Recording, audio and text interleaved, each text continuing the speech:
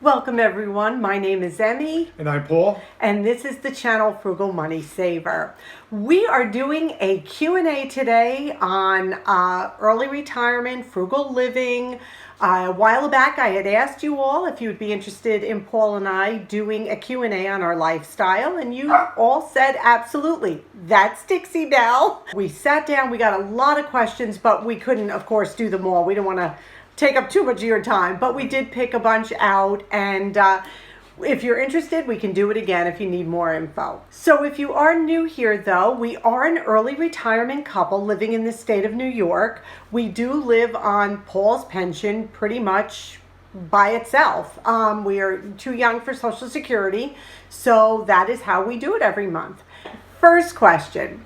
I'll start with you, Paul. How long ago did you decide that you wanted to retire early, and how did you start planning for it? Good. Well, I think I started planning for it at an early age. When I started working, I decided to, build up a bank account. I was frugal at a younger age. I saved money. But when we got married, I didn't have any debt, and neither did my wife. So once we got married, we decided, you know what, let's just continue with this. And we decided to retire early. So actually we did have a debt. We did have a mortgage when we did get married, but we had no credit card debt, no student loans, nothing like that. And the thing was, we always lived below our means. Meaning, if we put something on the credit card, it had to be paid off by the end of the month. Absolutely. If we didn't have the money, we didn't buy it. Right. That was a no-go. It wasn't like, oh, I'm going to pay installments on the credit card. Never did that.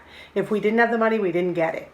So that's how long we've been doing this, for a while. Yeah, it was a plan from the beginning. Yep, absolutely. Okay, number 2.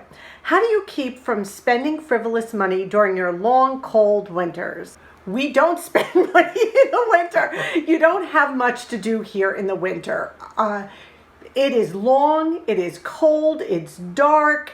We spend the majority of our time in our home. We're not like mall shoppers and stuff like that. We don't do anything like that. There's really not a lot to do. I mean, you could take a walk, but you have to be careful of the temperatures. It does get cold and snowy here. We spend a lot of time home. We're homebodies. We keep busy. Paul does his music. We bake, we cook, we do puzzles, we play games. So a lot of it is home. We don't spend much at all in the winter. If anything, I think we spend more in the summer because everything is open and easily accessible. Right. Number 3, did you or Paul or both have a pension plan from your job? I'll let you do this one. Yes, I worked for a town that's the next town over from where we lived in another county. And it had a pension program, which was great. I retired from that town with 35 years of service. Yeah. So I had plenty of credit towards the retirement, and I could collect right away. So it turned out to be very good. Right. And I taught when my son was little, from kindergarten till like 6th grade. I taught computer technology in a public school here in New York. But when my son started junior high, I wanted to be home. We agreed that I should be home through junior high and high with, just him coming in and out. And, it's just a good choice for us. My pension is teeny tiny. And I just realized the other day I was 55 and I could collect. But it's like, it probably covers about a week's worth of groceries. So it's really not anything that we can by any means live on. It's Paul's pension that carries us, really. Do you have any side incomes to help you now that you're both retired? Not really. No, we don't. We've eBayed a couple times, stuff we had in the house. A couple flea markets, which were fun. Yeah, we like to do that. But when we retired, we realized we had to do it on Paul's pension. Yeah. So anything above and beyond, even the YouTube channel, it's so tiny right now because I'm just starting, really. There's nothing really coming in that's substantial, I guess, that you could say we're supplementing our income with. Right, no second job. No, nothing like that. Let's see, the next one. How do you allocate money in your budget? I'm going to combine two of these together. How do you allocate money in your budget? And have you budgeted annually for the coming years? If so, what categories? So what I do, we keep track of every penny we spend. Any nickel, dime, quarter that goes out of our pocket goes on our expense tracker. My categories are food, the cars, which is insurance, inspection, gas maintenance, home, which would be anything home related, our land taxes, our school taxes, utilities, anything like that, home repairs. We have a clothing budget. We have a budget for our pets and miscellaneous, and then like entertainment, dining. And those are the categories we break it up into. Under home is also our health insurance. That's something that goes under home too, because those are necessary expenditures.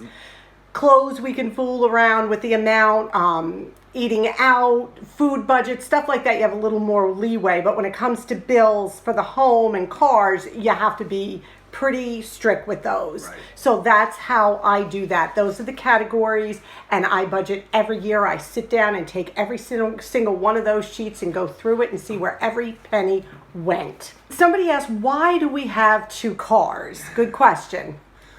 Well, when I worked, because we do live in upstate New York, we're in the mountains. Yeah. When I worked, I needed a four-wheel drive SUV to get to and from work. My wife needed a four-wheel drive SUV to get to and from, out of the Whatever driveway. I needed to do, right? So we had two cars. Yeah. And when I retired, we sold one of our SUVs. Yes. And we bought a car. Right. So we use a car in the summertime. Yeah. We use the SUV in the wintertime. Exactly. Because it's too slippery, snowy, cold. Yeah. So two cars are a necessity here. It really is. Oh, I'm sorry. Go ahead. No, we don't have public transportation. Right. I mean, We're here. Like I think there's a bus maybe that runs like to a town over, but it's nothing like you can really. Yeah. It's You not need- accessible. you need a car here, There's definitely. taxis, but they're so expensive. So really, right now we do need the two and if a cars. car breaks down or Right. has to go in for repair or tires, you need a car to get home from the shop. Right. And just to, how so long they're going to keep it the works for car. us. So it really does. Yeah, that's something that we see as a need right now. Absolutely. What is the single most important thing you and your husband did to achieve early retirement? Great question. There is not one thing. We talked about this, and there's actually three things we had to do for early retirement. Number one, we had to figure out exactly what we spent a year. So the year before Paul retired, just like I was telling you with the expense tracker, we tracked every necessary expense for a year. Necessary expense. We also put in the non-essential expenses too, but we needed to know what we needed to live on, because we knew what Paul's pension was going to give us, and we needed to make sure it fell within those guidelines. That's number one. Number two, we know we needed to be debt-free. The mortgage had to be paid off in full. That was our outstanding debt, but that we cleaned that up before it was time to retire. And number three, we had to have a substantial savings account, because things creep up. And what will happen is if you don't have the money, then you will just go into debt. And then it will just be like a cycle that's very hard to get out of. Just a couple months ago, our oil burner in the middle of the height of the COVID. Well, it was, how old, Paul? It was 19. It was from 1955. Okay, so we got a good run. Extremely efficient. It was awesome. Because, it was well built. Yeah. They built things really great back then. But it passed away. It sprung a leak. Yeah, and we couldn't fix it, and we knew that. It had served us well, but it was $8,000 to put a new one in. And thank God we had it in the bank account. So we had been putting money away. And I know if you've seen any of my other videos, you know I've always say this to you. When Paul worked any overtime, any kind of supplemental income we would get would go right into the bank to build this cushion. Very, very important. And even now, if we have extra, it goes in. It's just how we do it. Mm-hmm. What role does your faith play in your frugal journey? That's every day. Everything. Everything we do. Everything. You have to. That's every day. Everything. Everything we do. Our faith it's based on our faith. Yeah. Absolutely. How did you determine you could really afford to retire early? And I think that goes in with the other three things I just mentioned. We documented everything for a year and came out with what we would actually need to survive, what we would actually need to live on. When did you first think about starting your YouTube channel? Okay, it was Emmy's idea, let's not lie. Okay, I woke up one morning and I said to Paul, I'm going to start a YouTube channel. I said, we live a pretty frugal life. I said, I think it would be fun to share with others. And Paul's reaction? No. I thought it would take up too much time. It does. Let's be honest. It does take a lot of time, but it is. I think it is so worth it. I do, and I know now. If you want to tell them how you feel now. Oh, I think it's great. Yeah. She loves it. She enjoys it. You people are great. Yeah, that's. Everybody sending us all kinds of fun letters and great comments. So. We appreciate it so much, and it's good. It's so fun now because I think it's not my channel anymore. It's really our channel, and I think you feel that way too, don't you? Yeah, I like to be the camera guy. Yeah, he's good. It takes a little prying to get him on camera, but once he's here. Next question. I would be interested to know if it is a huge financial strain on you to provide your own health insurance. Yes. Yeah, absolutely. We pay 1/3 of Paul's retirement goes right to health insurance. 1/3 of what we get every month goes right out to health insurance. Do you want to tell them why we do it this way, or? Yeah, we could find a cheaper plans. They have all kinds of different plans. Like under the government, like under the through the state state has different stuff, plans, and of course, but so far we found that with the cheaper plans, you can't pick your doctors who you want to see. So you have to travel farther away to go find doctors that take the plan. Right. Added copays. Right. So we decided for health reasons, the insurance, it's worth it. Yes, and we have everything we need. It's such a good plan. We can use the best hospitals. We have the best choice of doctors. I mean, it's just for us, it is a no-brainer, as you would say. Even out of state, on vacation, wherever you are. Yeah, it is just the best plan. We pay heavily for it, but I wouldn't trade it for anything. No. And another thing is we are very comfortable with our doctors, and that's important to us too. Right. We trust them, and it just works for us. So yes, but it is a huge expense for us, very much so. Yeah. Do you ever just cut loose and just spend on something? Once in a while. Not a lot.